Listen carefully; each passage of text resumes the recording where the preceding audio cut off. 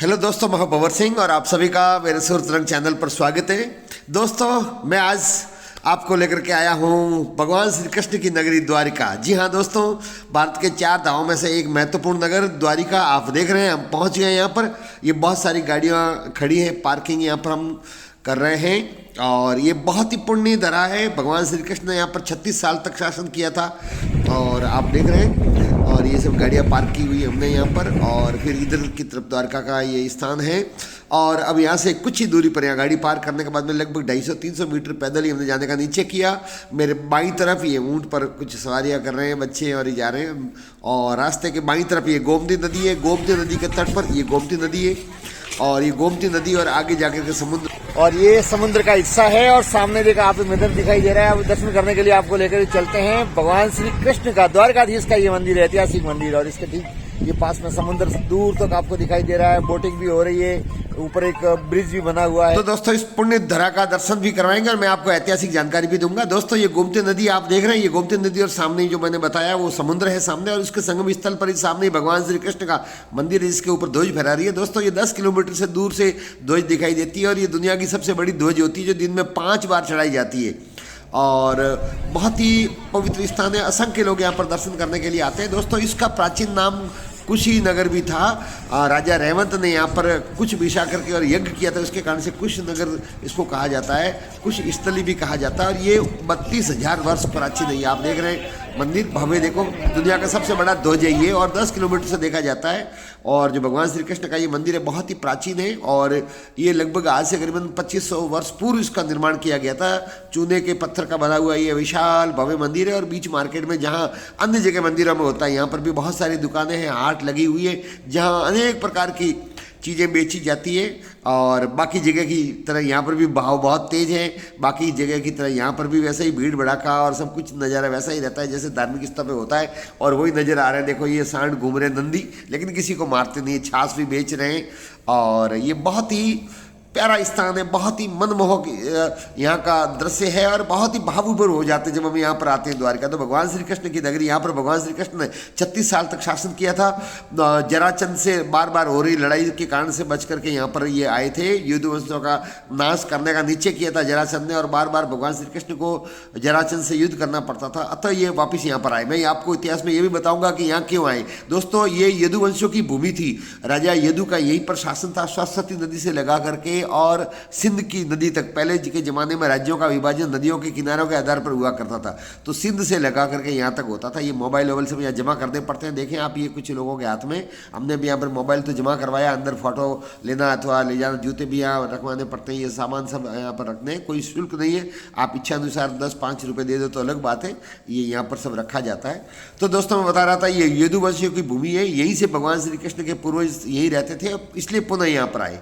और ये आप देख रहे हैं ध्वज फहरा रहा है गगनचुंबी, और ये दिन में 5 बार चढ़ाया जाता है अलग अलग प्रकार से। और इधर ये गोमती नदी का तट, मंदिर के ठीक पीछे बोटिंग कर रहे हैं लोग। और ये बहुत ही प्यारा नज़ारा है। आप शानदार यहाँ आओगे तो आपका मन प्रसन्न हो जाएगा दर्शन करके। और यहाँ का प्राकृतिक नज़ारा देख रहे हैं। गोमती की कुल 52 घाट है यहाँ पर गोमती के। और ये भगवान श्री कृष्ण का मंदिर, और इस मंदिर के 2 द्वार है। उधर को जो उत्तर की तरफ का जो द्वार है ये तो कहलाता है, उत्तर का जो द्वार है ये कहलाता है मोक्ष द्वार, और उधर दक्षिण की तरफ जो द्वार है वो कहलाता है स्वर्ग द्वार। 2 द्वारों से, स्वर्ग द्वार से अधिकतर लोग प्रवेश करते हैं, और ये मोक्ष द्वार की तरफ गोमती घाट की तरफ ये द्वार है, आप देख रहे हैं। और ये चूने के पत्थर से बना हुआ मंदिर है। ये 157 फीट इसकी ऊंचाई है, 43 मीटर लगभग ऊंचा है। ये 10 किलोमीटर दूर से ये ध्वज दिखाई देती है, और ये दुनिया की सबसे बड़ी ध्वज यहाँ फहराई जाती है। और ये मंदिर का शानदार आप देख रहे हैं नज़ारा। और दोस्तों, यहाँ पर सुरक्षा की पुख्ता व्यवस्था है, पुलिस के जवान हैं, सिक्योरिटी वाले भी हैं, ट्रस्ट के भी लोग हैं, बहुत चेकिंग हो रही है। और ये देखें भगवान श्री कृष्ण के मंदिर के बाहरी छोर पर ये भगवान श्री कृष्ण के जीवन लीलाओं को अंकित किया गया है। और बहुत ही ऐतिहासिक और भव्य मंदिर। और अंदर जाने पर आपको इस प्रकार भगवान श्री कृष्ण के ये जो श्याम रंग की मूर्ति है, जिसमें क्रमशः हाथों में शंख, चक्र, गदा और कमल धारण किए हुए हैं, और बहुत ही मनमोहक मूर्ति है। देखने पर बहुत ही आनंद की अनुभूति होती है, सुकून मिलता है। आप देख रहे हैं, बहुत ही मनमोहक है। अंदर अनेक प्रकार के मंदिर हैं, बलराम जी का भी मंदिर है और रुक्मिणी जी का भी एक मंदिर है। एक सामने पीपल है जहाँ पर पूजा भी होती है, लोग दान पुण्य करते हैं। और आप देखें मंदिर के नीचे के पास के हिस्से का ये मैंने देखा है, आपको बताया, ये इस प्रकार से चूने का पत्थर बहुत प्राचीन होने से जर्जर हो गया है। और फिर दर्शन करने के बाद में बाहर निकल करके यहाँ गोमती घाट की तरफ आपको लेकर जा रहे हैं। ये गोमती घाट है, ये कुंड लेक से बना हुआ स्नान करने के लिए। और ये सामने गोमती नदी है जिसके अंदर समुद्र का पानी आया हुआ है और अंदर ये लोग बोटिंग कर रहे हैं, आप देख रहे हैं। दोस्तों भगवान श्री कृष्ण ने यहाँ पर 36 साल तक शासन किया। जब भगवान श्री कृष्ण वापिस अपने पूर्वजों की भूमि पर यहाँ पर आए तब भी कुछ स्थलीय ये नगर बसा हुआ था, लेकिन खंडर था, उनको वापिस व्यवस्थित किया। और द्वारका 2 है, एक बेट द्वारका है जो समुद्र के अंदर है, वहाँ पर भी मैं आपको लेकर के जाऊँगा कल अगले वीडियो में। और ये जो है द्वारका, ये गोमती द्वारका कहा जाता है। गोमती नदी के तट पर स्थित होने के कारण से इसको गोमती द्वारका भी कहा जाता है। भगवान श्री कृष्ण के देहावसान के बाद में ये द्वारका डूब गई। कहते हैं कि गांधारी ने श्राप दे रखा था भगवान श्री कृष्ण को, महाभारत का दोषी मानते हुए उन्होंने श्राप दिया था कि तुम्हारा भी वंश का नाश होगा। और अंतिम इनके जो परपौत्र थे वज्रनाभ, उन्होंने यहाँ पर शासन किया और उसके बाद में ये आपस में लड़के के नष्ट हो गए और कुछ जो पीछे बचे वो वापस अपने पुरानी भूमि मथुरा चले गए। और आप दोस्तों देख रहे हैं सामने समुद्र है, इस समुद्र में ही असली द्वारिका वहाँ पर थी, वहाँ तक उसके अवशेष मिले हैं। 1980 के अंदर सबसे पहले खोज की गई और एक पायलट हवाई जहाज उड़ाते समय उन्होंने नीचे समुद्र में देखा दीवार नुमा, तब उन्होंने सूचना दी। उसके बाद में भारतीय पुरातत्व विभाग द्वारा खोज की गई और द्वारिका में अनेक सारे द्वार और पुराने पत्थर जो अवशेष मिले, जो मैं आपको बता रहा हूँ, ये खंडर उस समय पानी के अंदर से मिले। उससे जाहिर होता है कि द्वारिका उस समय प्राचीन थी। ये लगभग 32,000 वर्ष पुराना नगर है और भगवान श्री कृष्ण ने तो वापिस यहाँ आकर के अपने पूर्वजों के खंडर को व्यवस्थित किया था। भगवान श्री कृष्ण का देहावसान होने पर ये स्वतः ही द्वारिका नष्ट हो गई। आप देख रहे हैं दोस्तों ये बहुत प्यारी मछलियाँ जो यहाँ गोमती नदी के तट पर है, लोग चूका डालते हैं, हमने भी ऐसा किया। एक दीप जलाने की भी यहाँ प्रथा है। यहाँ प्रत्येक समाज के अलग अलग पंडे हैं जो आपसे संपर्क करेंगे, कर्मकांड भी करवाएंगे, लोग करवाते भी है कर्मकांड। और ये समुद्र के तट पर और भी एक ऐतिहासिक मंदिर है संगेश्वर का, वहाँ पर भी आपको लेकर चलेंगे। ये राम जी का मंदिर है और संगेश्वर मंदिर का दर्शन करवा के वहाँ की जानकारी देते हैं। चले भगवान द्वारकाधीश का पुराना ये मंदिर है और वो यही मूर्ति वहाँ पर है, शंखचक्र गदा पद्म। संगम किनारे तो संगम नारायण बोलते हैं, समुद्र किनारे में समुद्र नारायण बोलते हैं। अच्छा, अलग अलग मूर्तियाँ हैं। भगवान एक ही है, विष्णु भगवान का रूप है। हाँ, भगवान कृष्ण तो विष्णु का ही रूप है। और ये जो पत्थर है सामने, ये तैरता हुआ पत्थर है। हाँ, ये पत्थर यहीं का है? नहीं, रामेश्वर से लाए। ये लगी संगम, रामेश्वर से लाए हुए। ये कितने साल से यहाँ है? 2 साल से यहाँ। हाँ, 2 साल। हाँ, अच्छा, ये मूर्ति भी बहुत पुरानी है ना? 9 पीढ़ी हो गई हमारी। ओहो, आपके 9 पीढ़ी। उसके आगे की होगा मंदिर, तो पहले कौन? हाँ, मंदिर तो बहुत पुराना होगा। हाँ हाँ हाँ, आप पूरे जल के अंदर हो भी आप पानी पानी है पूरा, चारों ओर पानी है। हाँ, चारों ओर पानी। हाँ, 4 दिशा में दरियो। ये तो अभी थोड़ा काम ये हो गया, ऊपर का रास्ता तो कुछ नहीं था। ये मंदिर पूरा इसको ऐसे लहर घूमती थी पूरे।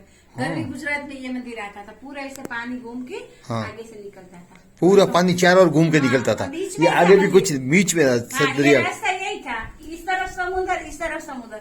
अभी ये काम बना नहीं तो ये समुद्र बंद हो गए। अच्छा, इधर से बंद करके अभी काम बना है, अभी किया है। 8-10 साल हुआ। 8-10 साल पहले बीच में ये था। ये बीच में ही था, ऐसे लहर घूम के हाँ, पानी। फिर लोग कैसे आते थे दर्शन करने? ये रास्ता तो ये है ना, अच्छा, ये रास्ता बना हुआ था। रास्ता था। हाँ, इस तरफ पूरा समुद्र था। हाँ, यहाँ से पूरा समुद्र, मतलब चारों तरफ दरिया था। हाँ। बढ़िया बढ़िया बढ़िया। और ये जो चरण पादुका है, ये भगवान की, ये भगवान की प्राचीन है। पुराना मंदिर भगवान का। हाँ हाँ, प्राचीन मंदिर है यही। अच्छा, वो महल यहाँ था। हाँ, यही पुरानी मूर्ति। अभी तो वहाँ तो आप जाओगे तो मार्बल की मूर्ति है। हाँ, दर्शन यही है, चतुर्भुज स्वरूप भगवान जी का, शंख चक्र गदा पद्म स्वरूप यही है। हाँ हाँ हाँ, मूर्ति वही है, पत्थर अलग अलग है उनका, ब्लैक कलर का पत्थर है। ये प्राचीन मूर्ति, ये प्राचीन है। मैं देख रहा हूँ इसको। हाँ, ये पत्थर। हाँ, ये शंख चक्र जो आगे का है ना, वहाँ वो श्रृंगार में लगा हुआ है। हाँ, भगवान के वहाँ मंदिर है, वो हाँ, उसके ऊपर श्रृंगार किया हुआ है। मीराबाई का भी मंदिर है। अच्छा, मीराबाई का है। हाँ, मीराबाई है, गोमती माता। हाँ, गोमती माता है। अच्छा, इसलिए इसको गोमती घाट बोलते हैं। ये संगम घाट है। संगम घाट है। संगम नारायण, संगम घाट वाला ही है, इसलिए इसको गोमती और समुद्र का संगम है यहाँ पर। हाँ, संगम है गोमती और समुद्र का। ये गोमती नदी और समुद्र का संगम स्थल है। ये आप देख रहे हैं सामने, ये समुद्र है पूरा।